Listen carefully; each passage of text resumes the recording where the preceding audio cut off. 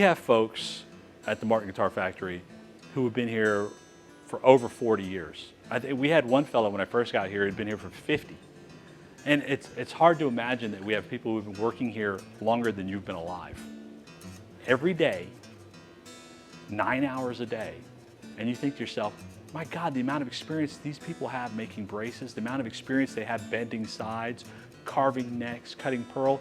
The folks on our floor who are making guitars learned it from the actual people who actually made those guitars in the 1930s. All of these techniques, all of these processes, they're actually handed down from generation to generation in our factory. What you see over here to my left is what we call the cage. And the cage is where we keep all of the exotic woods, the super specialty pieces. These are the pieces that generally when we're working with artists and we're working with private reserve. So when you call a musician's friend, you're working with private reserve, those guys come in here on a very regular basis and they're picking through the absolute best of the best to make guitars that you're going to see in the catalog every month. I pick out tops and back and side wood sometimes for dealers. You know, if they have questions about customs or if they're trying to construct one, I help them along with that.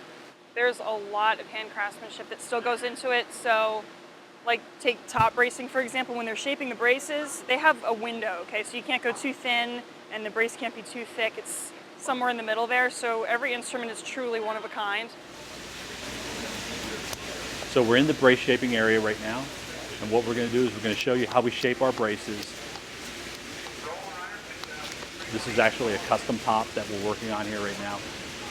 We're going to take a chisel, we're going to cut the peaks down on each of these braces. It takes a lot of practice. These folks make it look really, really easy, but trust me, it is not easy. It is not even close to being easy. Every particular job that's in the Martin Guitar Factory that these people are working on, they have a lifetime's worth of experience on that one singular operation, more than anybody else could possibly have. So when you see someone carving braces and they've been carving braces for 13 years, that's 13 years, 5 days a week, and 9 hours a day. One single operation. And try to get that someplace else.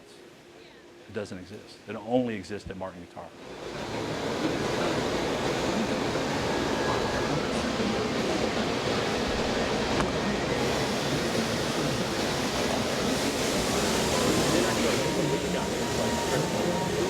So we're in the polishing room right now.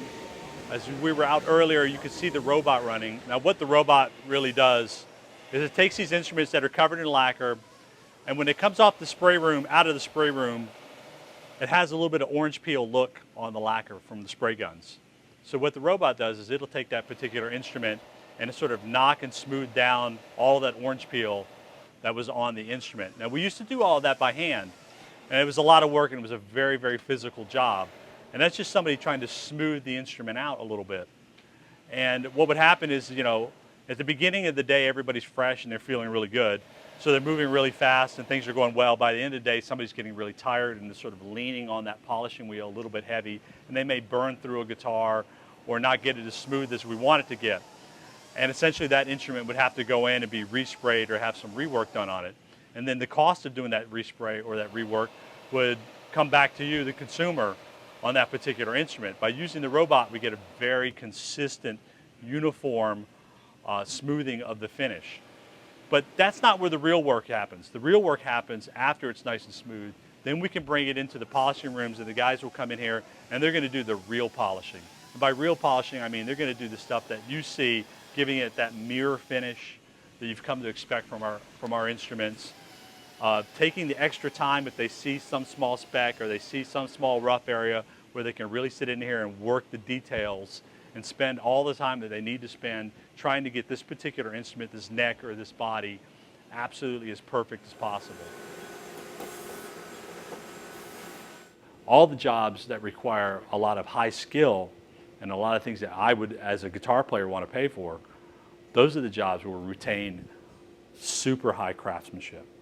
And we understand that by doing things by hand, you're going to get a little bit of variation, right? But instruments vary even if you don't want them to, because the wood varies. Not this piece of wood didn't come from the same tree as that piece of wood, and you know they're going to all be a little bit different. It's like having a painter paint you the same picture over and over again. You can have a printer print you the same picture over and over again, and it'll look exactly the same.